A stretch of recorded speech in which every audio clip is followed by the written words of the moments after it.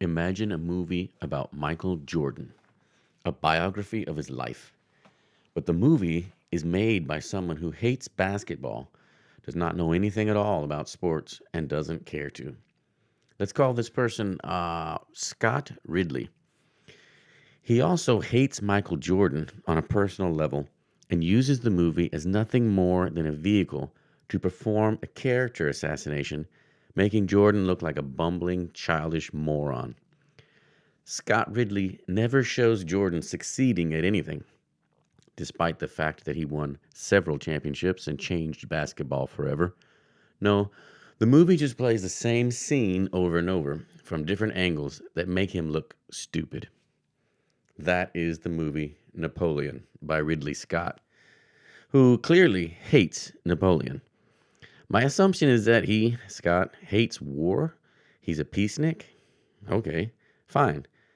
But to miss the entire character of Napoleon completely is rather amazing. Napoleon did have some cringy, needy lines in his letters to Josephine, who clearly was not very much in love with Napoleon at all. However, it is also true that Napoleon was, arguably, the greatest military mind the world has ever known. He changed the way war was fought at every conceivable level in a time and place where war was the favorite pastime of pretty much every man, and especially wealthy noblemen. This part of European history is replete with warriors, cavalrymen, generals, marshals, emperors, and kings with literally nothing more important to them than war.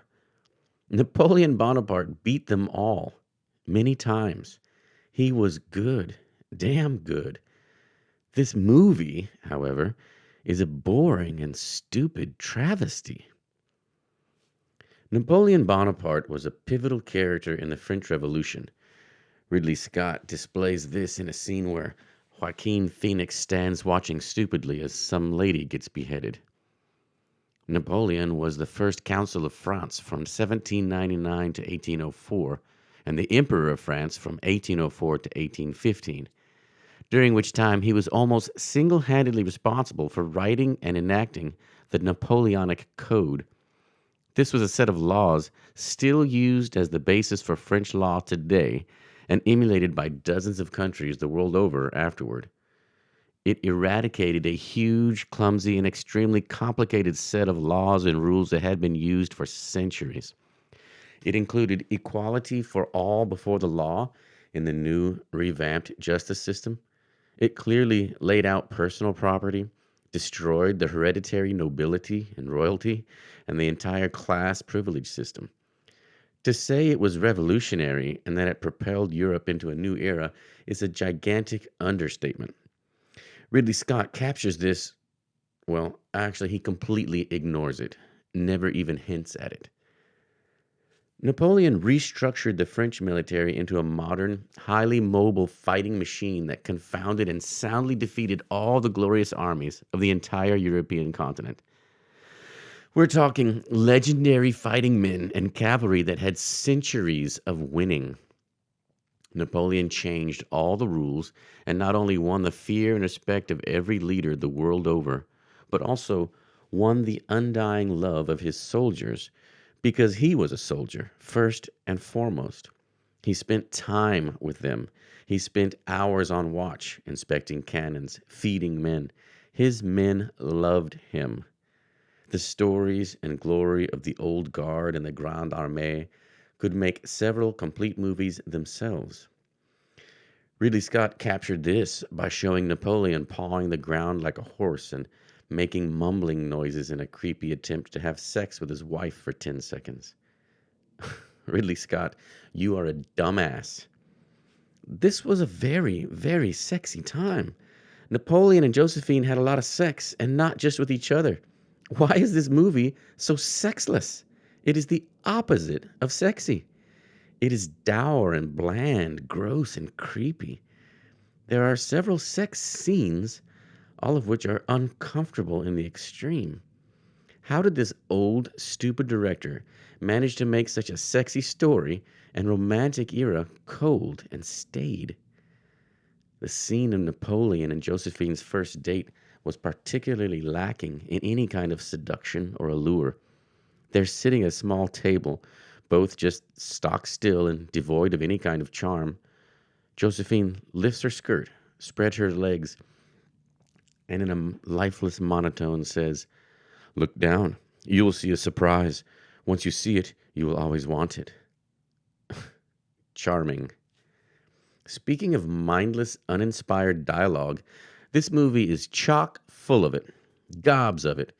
The writing is some of the worst I've ever forced myself to sit through. Also, the acting. I used to actually have some respect for Joaquin Phoenix, but dear God, he's awful. His tedious, monotonous lines are delivered without the least bit of skill. I swear, he and Ridley Scott simply set out to portray Napoleon as a bumbling buffoon. It's like a bad SNL skit, the whole movie. There are several scenes that all have the same point. It is Phoenix, as Napoleon, making creepy and intensely debasing attempts at sex with Josephine. He takes her from behind and humps her vigorously for a few awkward seconds. Seriously, the Baptist Church should pay Ridley Scott for making a film showing how sex is just not fun at all. He could bring back abstinence for a new generation of teenagers. Why is this movie about France devoid of any French people?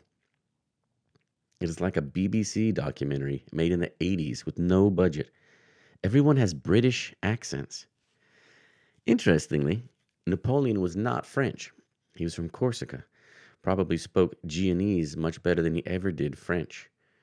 This would have been an extremely interesting point in a good movie.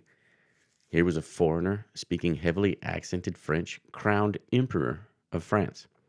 It would have been quite cool to hear French spoken the whole movie and watch subtitles in English, not this lame American speaking to British people pretending to be French.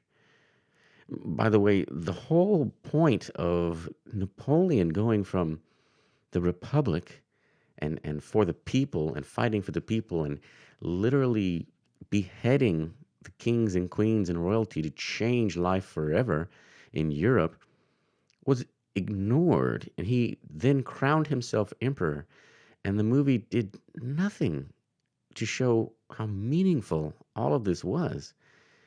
It's just astonishing that they could miss everything dramatic and important in this man's life. Ugh. And the music. How could a soundtrack be this bad? It is just the most god-awful, squeaky, Frenchish trite, overplayed accordion and fiddle sounds the whole time. I find myself completely irritated that they kept playing the silly backing tracks from a French comedy during a battle scene. Why? Look, all this may sound like I'm some kind of super fanboy of Napoleon. I'm not at all.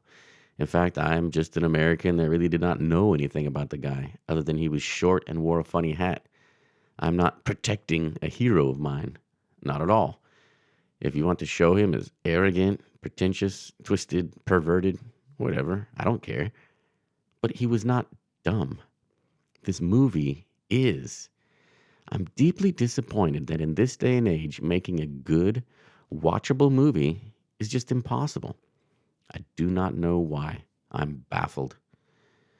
I did recently read a great book by Steven Englund called Napoleon, A Political Life. I highly recommend it. Great book. Also, there is a simply phenomenal series on Napoleon from Epic History TV on YouTube. The difference between this fantastic series of videos on Napoleon and the movie Napoleon by Ridley Scott is like the difference between having real sex with a real beautiful woman and the kind of sex depicted in Ridley Scott's terrible, awful, embarrassingly bad film.